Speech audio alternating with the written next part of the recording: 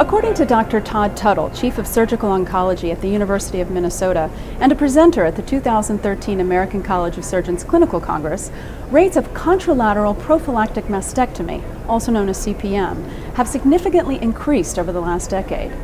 Dr. Tuttle cites several reasons for this, including better detection and reconstruction techniques.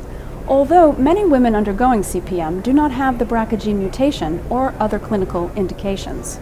In many cases, in my own personal practice, it's patient-driven. That is, a patient's got a new diagnosis of breast cancer, and they come to me having already seen a plastic surgeon who is going to perform a bilateral reconstruction, requesting the procedure.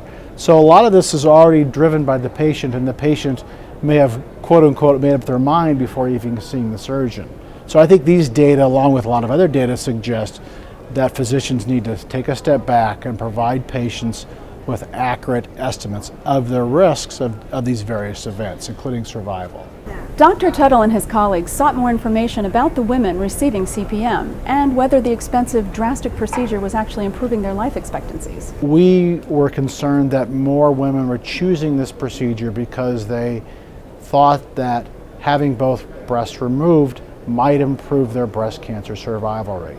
So this was a computer simulated study in which we used data, known data from established cancer registries and from large clinical trials to determine the survival benefit. And we looked at different patient ages, different cancer stages, different ER statuses. And what we found was that in all groups that we looked at, over 20 years, the survival benefit for a CPM was less than 1%, and in some cases, substantially less than 1%. While fear of metastases does preoccupy many women, Dr. Tuttle believes that these data should encourage oncological surgeons and other related specialists to review with patients whether CPM is in fact clinically indicated, and to educate patients about the risks inherent in such a drastic surgery compared to the potential benefits.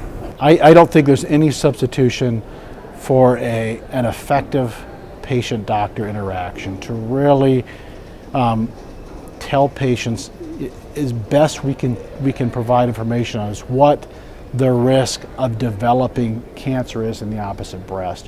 What's the risk of developing cancer from their known breast cancer in their lungs, their liver, their brain? Because removal of the normal breast isn't going to prevent the known cancer from going to the vital organs, and that's what's really going to be important in predicting their overall survival. So I think the take-home message is there's just no substitute for taking time and making sure that you have provided patients with accurate information and they have the chance to ask questions.